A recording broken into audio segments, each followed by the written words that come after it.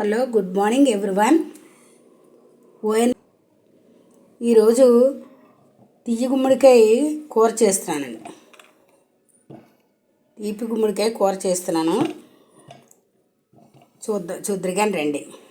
ఇవ్వండి, తీపి గుమ్మడికాయ ముక్క, చిన్న ముక్క ఉంది. ఆ ముక్క కూర ఎలా చేయాలో తీపి కూర చేయడం చూపిస్తాను రండి. ఇంకోటి గుమ్మడికాయ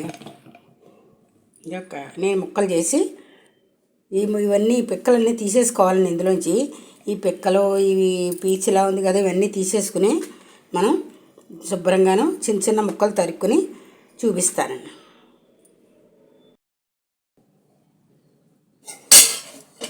స్టవ్ వెలిగించుకున్నానండి, సిమ్లో పెట్టాను.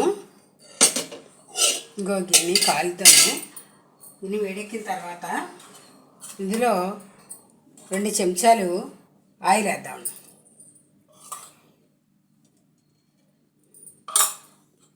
ఈ చెంచాలు ఆయిల్ వేసిన తర్వాత కొంచెం ఆయిల్ వేడెక్కాక, ఆయిల్ వేడెక్కుతుందండి. ఆయిల్ వేడెక్కిన తర్వాత ఈ పోపు దినుసులన్నీ కూడా వేసుకోవాలి. ఆవాలు, జీలకర్ర, మినప్పప్పు, శనగపప్పు, ఎండుమిరపకాయలు, పోపు దినుసులు అన్నీ వేసుకోవాలండి. దీంట్లోనూ కొద్దిగా ఇంగువ కూడా వేసుకుంటే చాలా రుచిగా ఉంటుందండి. ఇంగువ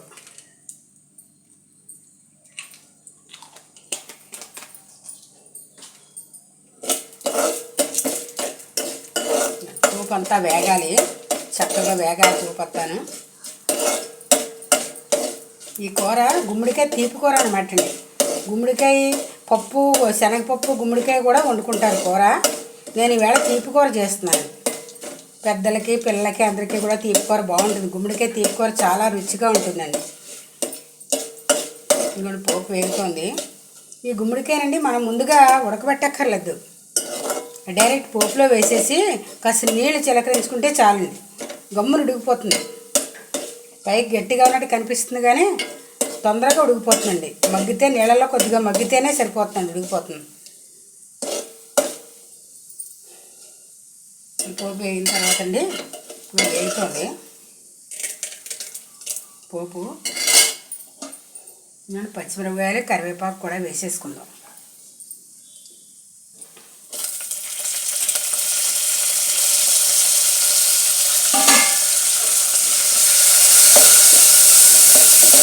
ఇందులోనే చేసుకుంటేనే బాగుంటుందండి. పోపు చక్కగా వేగుతుంది, తేనె రంగులోకి వస్తుంది. చక్కగా లోపలలోకి బాగా వేగుతుంది. పోపు అంతా వేగిందండి.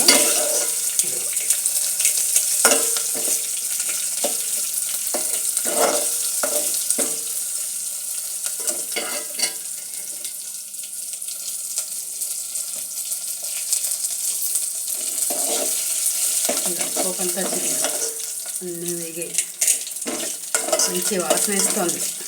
ఇంగువ, కరివేపాకు, మంచి పోపు, మంచి వాసన వేస్తుంది. ఇప్పుడు ఏం చేయాలంటే అండి, గుమ్మడికాయ ముక్కలన్నీ నేను శుభ్రంగాను తరుక్కుని శుభ్రంగా కడిగి పెట్టుకున్నాను. ముక్కలన్నీ తరిగేసుకుని ముక్క అంతా శుభ్రంగా కడుక్కున్నాను. ఈ కడిగిన ముక్కలు మనం పోపులో వేసేసుకోవడమండి.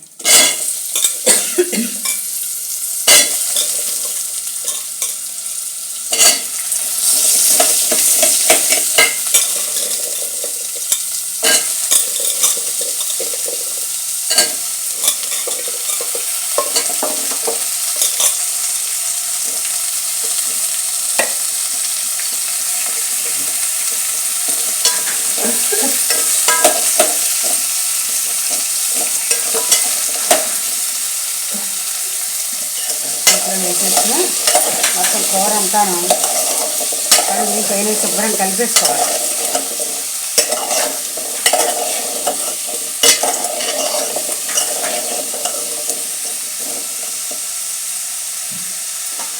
ఒక్కసారి ఇలా మూత పెట్టాను, కొంచెం ముక్క మగ్గుతుందని. ఉప్పు, పసుపు వేసాను, తగినంత ఉప్పు వేసాను, పసుపు వేసానండి.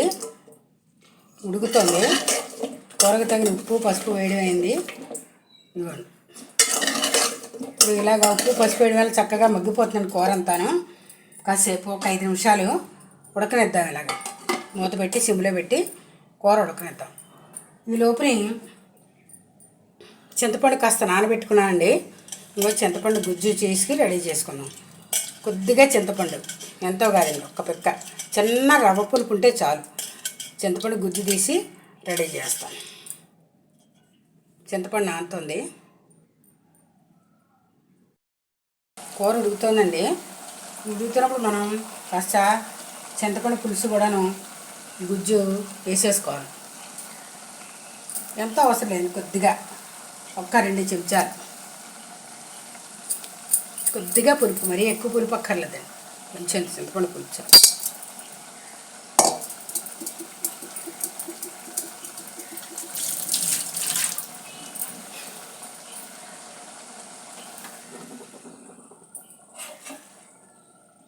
కూర ఒకసారి కలుపుదాం.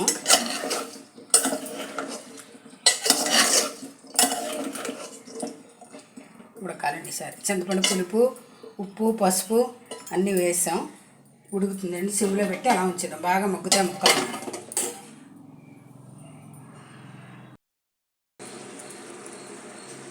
కూర ఉడుకుతుంది. కూర ఇదిగోండి, ఇది కూరకి తగిన బెల్లం ముక్కలు వేసేస్తున్నాను.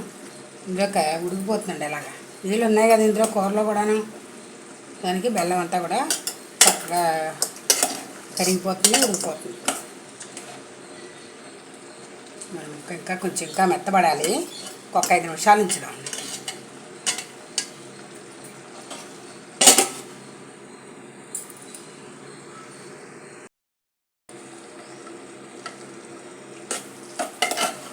ఇదిగోండి, కూర సిద్ధమైపోయింది, చక్కగా ఉడికిపోయింది. కూర అంతా చక్కగా ఉడికింది.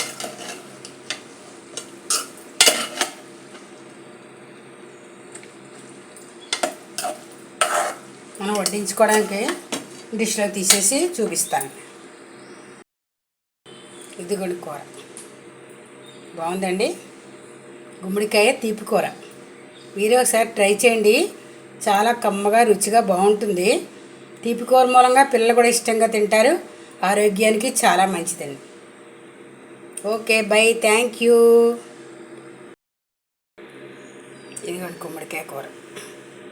ఒకసారి మీరు వండుకొని తిని ఎలా ఉందో కామెంట్ చేయండి. Please like, share and subscribe. Support my channel.